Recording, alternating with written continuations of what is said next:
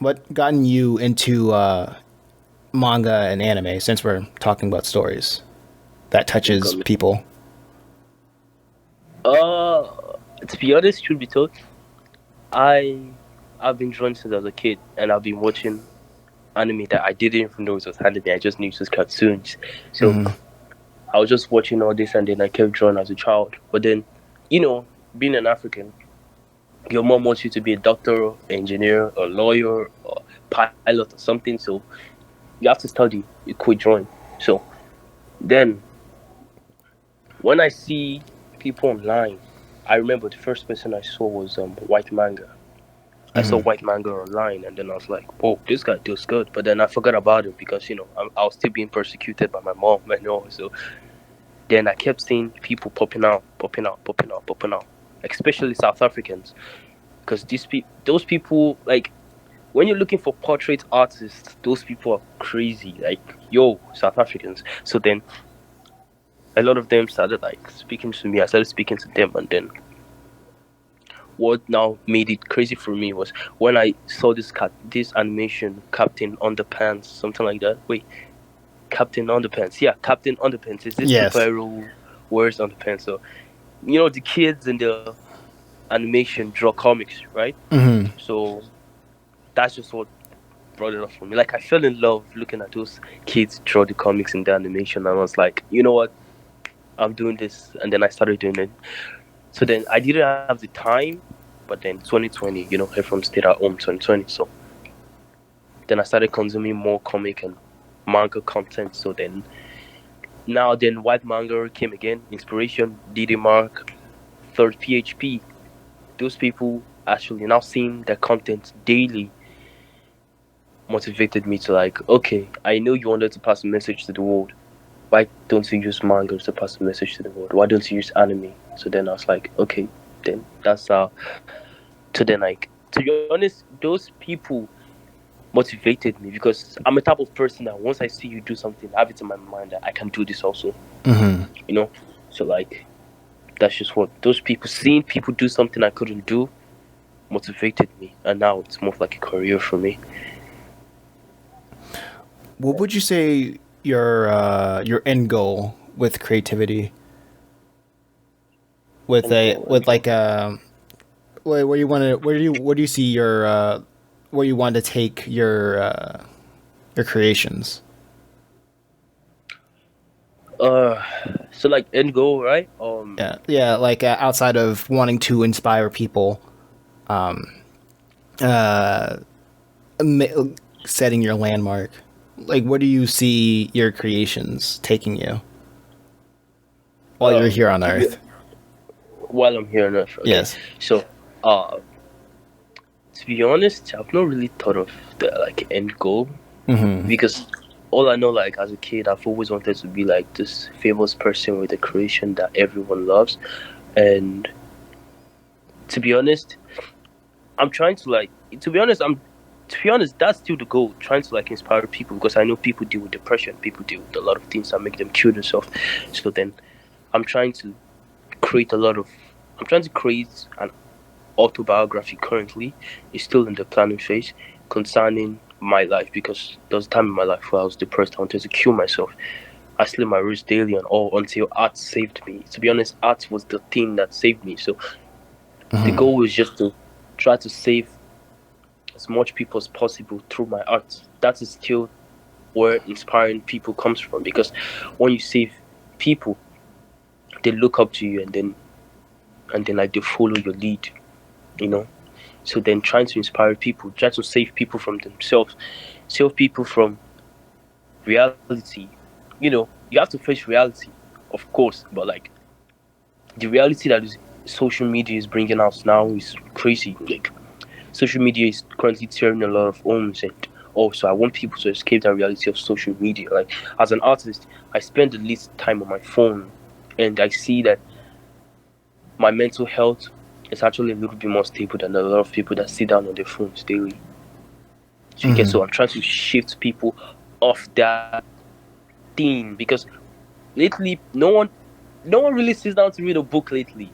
Like I saw a meme online that we are looking at our phones, while AI are looking into our books.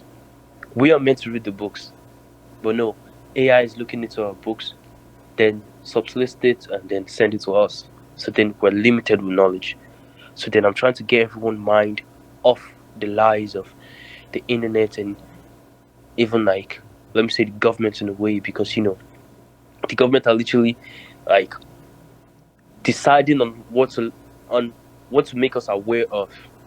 No one can really come outside and say I have all the information. No, it's what the government wants you to know that you know, and especially on the internet. So I just clearly want people to now to master their minds through my books. And to be honest, like, everything I'm doing is for when I'm gone. Like, I want to be gone, and then I want what I've done on this earth to at least last for at least hundreds of years. So then I know, because like, look at the artists that we all look up to, Picasso, the rest. They're gone, but their art is still doing something, still impacting life. Sometimes when I'm less motivated, I just look at art of Picasso, and then I was like, damn, and then I get back to drawing. So for like, in the end of it all, it's still to save people. To be honest, I don't really have.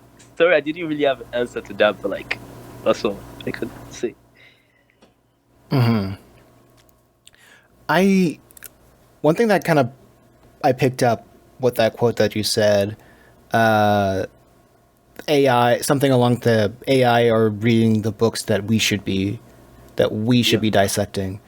What do you think on, like, with a broader issue or like the broader topic of AI? What are your thoughts on the rapidly increasing technology, and do you think that artists or creatives, what what would you say that I artists and think creatives should feel about the rapid developing of technology? okay, so of course it's obviously going to have good effects. It's going to have negative effects. Just like the whole era of comics, they do everything on paper. People had jobs of just um drawing the lines on people. People had jobs of just doing those things. But now everyone draws on the drawing monitors, so those ones are out of business. So I'm trying to say that a lot of things that we still hold on to is going to go out of business. That's what a lot of artists are scared of, because now they're developing a technology where once you put in your line art, it colors for you. Auto shading, and also colors might go out of business. All these things might go out of business. But though I still say it's less about the. I still say it depends on how you use it. Like, if you use it as a weapon, it's going to harm you. If you use it as a tool, it's going to help you. For me, I don't believe in anyone using AI. Like, I feel AI, it's it's going to take away creativity as a whole, because before the invention of drones and all, it was helicopters that were used to film documentaries and all, right? So then now those people are out of business. They looked for something else to do. So I feel like normally technology is good, right? Makes life easier, but Right. it makes you lose a part of yourself. Makes you lose a part of yourself. Like, back in those days when the only means of transportation were horses and your foot, people were in healthy shape. People lived longer. You know, less people. The only people that really had diabetes and died of diabetes and overfeeding were kings, because kings didn't really do anything at that time. But with the um improvement of technology, cars, everything, people don't even work. Like, everyone just book a ride for yourself, get something, get a motorcycle, get something. So now, if you notice, the age which people die is reducing. Normally, people live up to 110, 120, but now it's kind of coming down to like 90, 80. Seeing someone that lives more than 100 now, people are surprised. So AI, I still, I still definitely hold my truth. It depends on how you use it. Because now I saw something on BBC News that they sent a fake news through AI about some British citizens not working or something like that. See, it's causing confusion. No one knows what's real anymore. But AI still stands out. When you see AI as this is AI, man. Like AI, like a company in Nigeria used AI to create a comic, and then I saw it, and like everyone was like, "Dude, just hire an artist. This is AI." Like it's only in AI art that you see a man with 10 fingers, and you see a guy with 3 noses, and like what? So I feel the more this thing improves, a lot of people are surely going to lose their jobs, of course, unless you're a top dog. That's the goal. Once you're a top dog, people are still gonna hire you because of who you are.